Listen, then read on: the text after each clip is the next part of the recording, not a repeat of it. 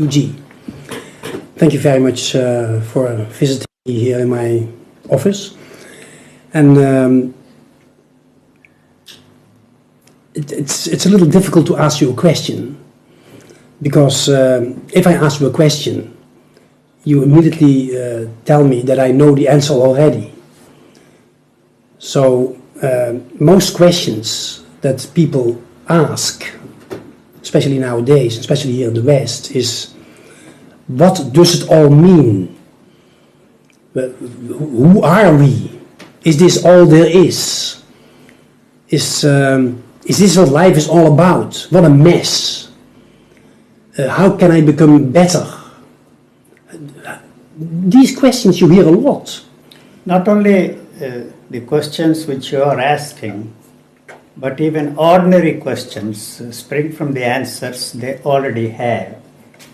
For example, a mathematician teaches mathematics to his students. He already knows the answer. From that, he creates a problem for you and then make you feel that you are trying to solve the problem, which already answered by him. Otherwise, you cannot ask any questions. See? And all questions are born out of the answers we already have. And the question which you posed is no different from any other questions we ask. How is the weather? Even that, you see, is born out of the assumption that the weather should be like this. You see.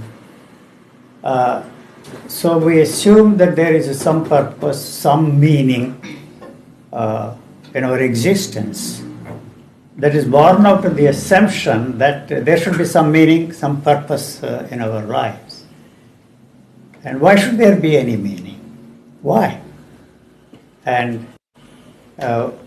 we are fed up with the way we are living. We are tired, bored with our day-to-day life. And so naturally we ask the question, is that all? There must be something more interesting, more meaningful, more purposeful than what we are doing. And that's the reason why we ask this question. Nobody knows a thing about life. What is life? You know, it's the most difficult thing to understand. And we are only interested in living and not life. Nobody knows a thing about life. Even the scientists who are trying to understand what life is, the origin of life on this planet, and the age of the universe, and why they are interested in, you see, how is that the information that the universe is 40 billion years old is going to help us in our day-to-day existence. And surprisingly, you see, I find that more and more people in the West are getting interested in this kind of a thing. That's why they are importing all kinds of things from India, from Japan, from everywhere, because you have everything that you can reasonably ask for. You are living a very comfortable life. And naturally the question arises, is that all? So that's all I say. And the idea that you should have some meaning, some purpose in your life is the one that has created the demand. And we have created a market for that kind of a thing. And so when once you have a market, there is always somebody who is trying to sell all kinds of ideas. You see, this is the meaning, this is the purpose. And also in our relationship with our fellow beings, with our partners in our life, in a business management, with the bosses, with the people who are working with you, you have an idea that this is the way it should function, that this is the way our relationship should be. And so we naturally ask the question, the harmonious way of living. Why should there be a harmony? The idea that you should live in harmony with the people you are living with the people around you, with the world around you, is the one that has created the demand for a strange kind of creating a harmony. There is already harmony in this world. That makes it difficult for us to look at the problem and deal with it exactly the way it is. The idea that we should live in harmony is the one that destroys the harmony that is already there, or make it difficult for us to live in harmony, because that's the model we have placed before ourselves. And the demand to fit ourselves into the model is the cause of our misery. So if we say we should love one another, the one thing that is attracting my attention when I go around in this city is the poster of that movie, Love, Cheat and Steal. love, cheat and steal. It's a very attractive movie, I think. I haven't seen that movie and I don't see the movies these days. And they're all the same. You see, cheating and stealing and loving to cover up that. You see, it's a very fancy way of covering up our cheating and stealing. Because the law is on the side of those who want to protect what they have already stolen. You see? And we have grabbed everything that is there on this planet for ourselves. And we want to protect what we have grabbed and what actually belongs to everybody. See, on this planet, there is enough for everybody. So you have to protect yourself, what you have stolen, if I may use that word. You may not like, and your views may not like, when I say that we are all thieves, we have stolen everything that belongs to everybody. So we have created a police system. If they cannot protect us, we have an army. If the army cannot, we have created atom bombs. And there is no way you can continue that way at all. Let me emphasize one thing. There is no way you can win the war against the terrorists and the war against drugs. These are two powerful movements in this world.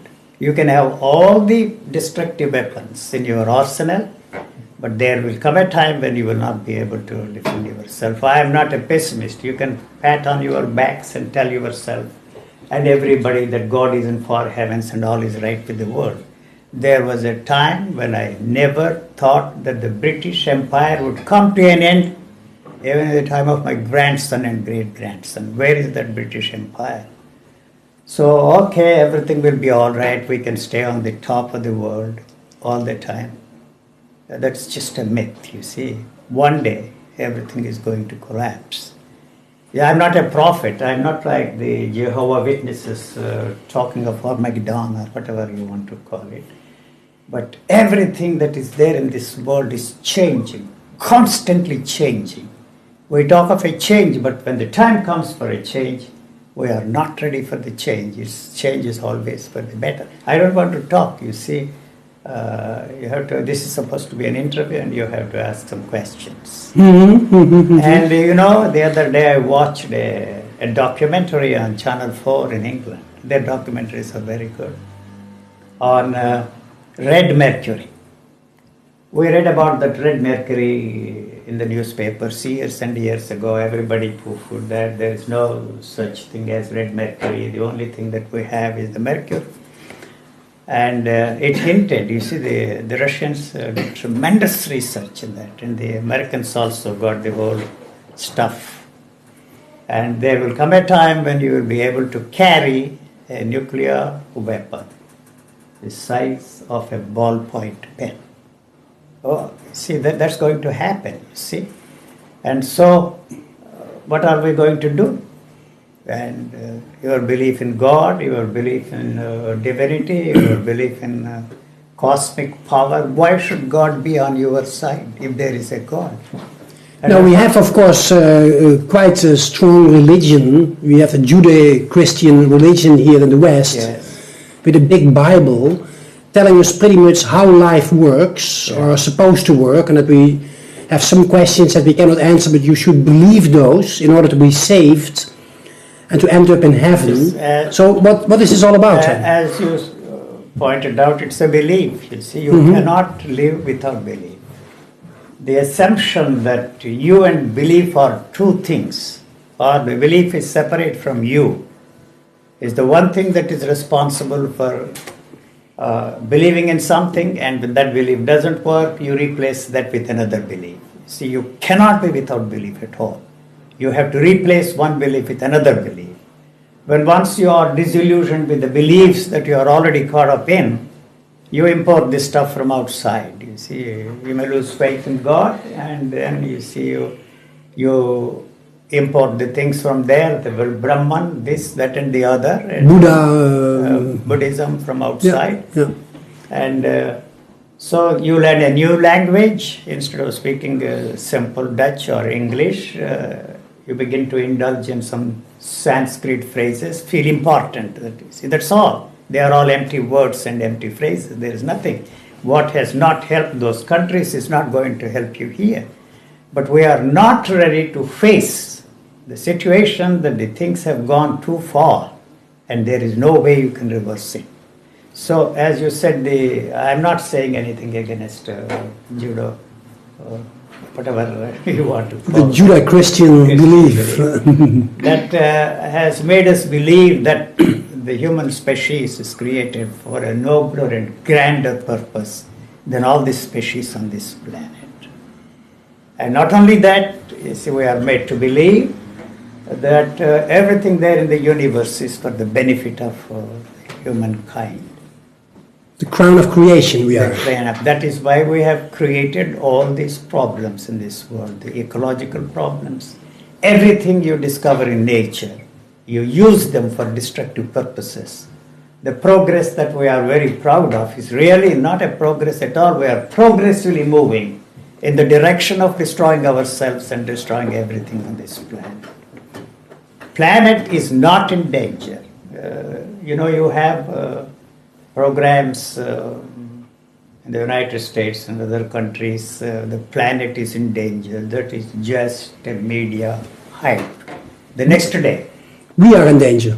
We are in danger. And is there anything that we can do to stop that? You may say that I'm a pessimist, but you are a cynic, you are this, that and the other. But I think we have gone too far. There is no way we can reverse the whole thing. And enjoy what is there and then go very gracefully. And some of these books like the history of the future and so many books, I don't know, I haven't met any of them. They refer to me as a prophet of doom, prophet of despair, and quote me extensively, even in some book, The Wonder of Childhood. Every chapter carries a quotation from the man called Yuji. I don't know, I haven't even met them.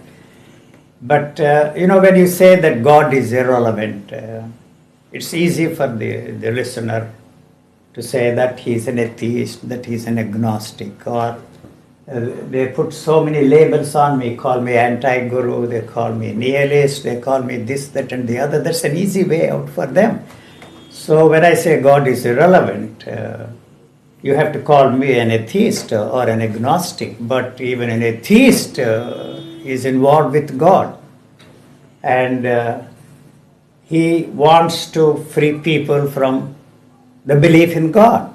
And so he has created an organization to free people from God. Whether you do it on an individual level or on a collective basis, it's the same. You're still involved with the belief in God, whether God exists or not. Yeah. That is not really the question, you see. I have always quoted, I rarely quote anything because I'm not a learned man, I'm an illiterate in many ways. See, if you want anybody to believe in God, show him that God can make you like. And if we are the examples of believers in God, we are in great trouble, you see. So if God needs your help and my help, it's something wrong. And so we better leave God alone. And he does not need our help. And we have created the mess, or whether he created the mess. If you want to exonerate that God and give him some credit for creating this marvelous world, just give him the credit and leave him alone. In India, you see, you have only 33 million gods. At that time, there were only 33 million people. So they created 3 million people in their own images, you see. You have only 2 arms, the God must have 10 arms. You have only 1 head, he must have. You have only 1 wife, and the super God must have 8 wives and 16 concubines. 16,000, I think. I don't know. They don't like what I say. And Yuji, they say, is always a useless guy. So, but for some reason, they don't brush me aside and say he's talking nonsense. But when I say that great heritage you are proud of has created this nation and people like you and me, there's something wrong with it. There's no reason for you to be proud of that great heritage of India. They say, no, you are the one that is the product of that great heritage. With all, in spite of all my disclaimers, they say you are the typical product of that great heritage.